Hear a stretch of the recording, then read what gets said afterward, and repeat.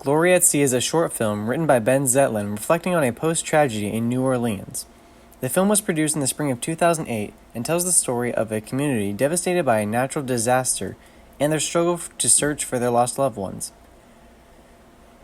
The community oscillates between believing that they can rescue those lost and believing they cannot. Regardless of their wavering faith, those lost at the bottom of the sea were eventually found. Zetlin demonstrates a meta-modernist worldview in his work, Glory at Sea, through wavering between the hope of truth and despair that is impossible. Zetlin made the video as a memorial for the Hurricane Katrina survivors, the kids and adults who went missing for years, and for those who perished by drowning. Many were affected by the hurricane. They lost property and valuables, but worse, even friends and family. Such an impactful event can greatly affect how one thinks or even changes one's opinions on the world around them. The film was intended for those who were struggling with the aftermath of the hurricane. Zetlin wanted those affected to feel comforted, even though they were affected by this tragedy. He intended to convey hope to them and that even though the situation was bleak, in the end it would be alright. He strives to give them peace about the future, regardless of the present.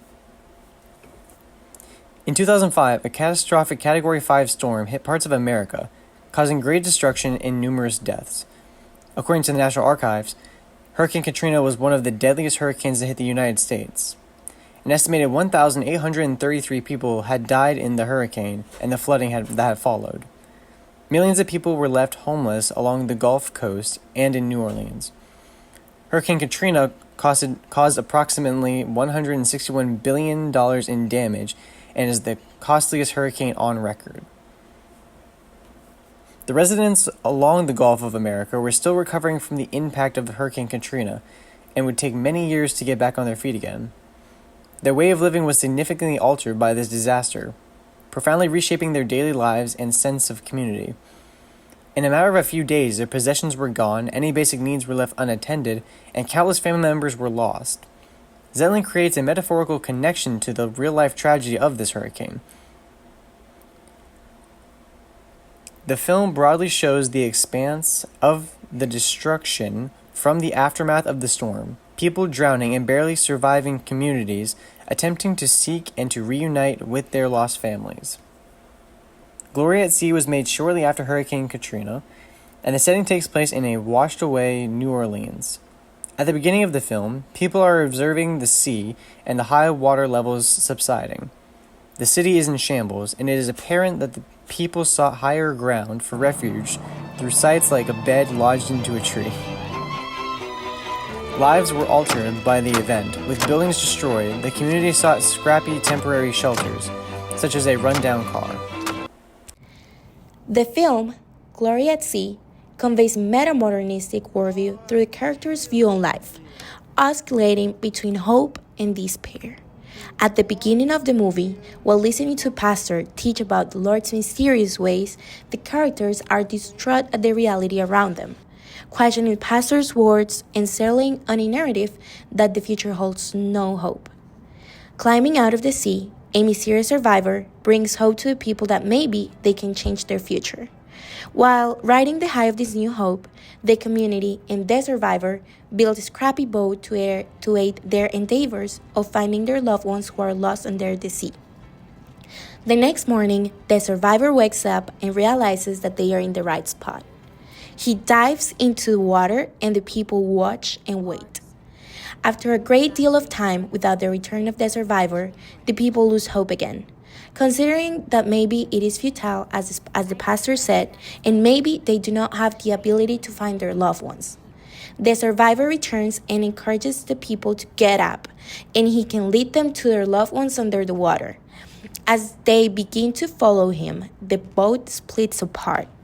He dives into the water, and the people slowly follow him. Eventually, after searching underwater, they find their loved ones. The community oscillates from feeling of hope to despair throughout the movie. Similarly, a meta-modernist worldview oscillates between a modernistic optimistic and a optimistic pessimism. Interpreting the words of the pastor, who was preaching a trust in patience through God, as a hopelessness towards reality, the community holds a post-modernistic worldview. When the survivor climbs out of the sea, the people swing towards a modernistic worldview that through their strength, they can find their loved ones. They lose hope while drifting on the boat, but swing back when the survivor encourages them to follow him into the water. In the end, they find their loved ones, forging their own future through human strength.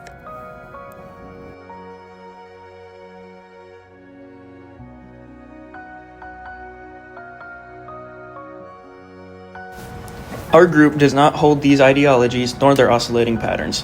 This worldview wavers between hopelessness and a hope through human strength, whereas God teaches us to have hope because of Him.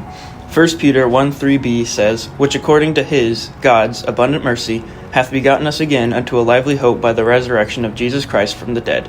Jerry Solomon puts it this way, "We are all rebels at heart and deserve only condemnation. Yet out of His great love and mercy, God sent a Savior in the person of His divine Son, Jesus Christ, to restore us and reconcile us to God."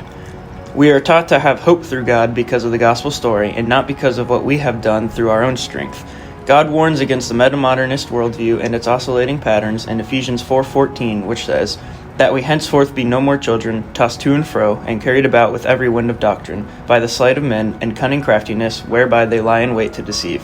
God expects us to dismiss false ideas and to be unwavering, holding fast to the objective truth. He wants us to be steady in our faith and to provoke our neighbors to do so as well. Hebrews 10:23 and 24 says, "Let us hold fast the profession of our faith without wavering, for He is faithful that promised. And let us consider one another to provoke unto love and to good works." Ben Zitlin's Glory at Sea tells a story of a community affected by tragedy that desires to recover what it lost. This film shows a metamodernistic worldview where the protagonist's view of truth oscillates between an objective truth and an unknown truthless reality. The film ends positively and the people get the truth that they believed in. However, their view of truth contradicts the Bible and its objective and ultimate truth.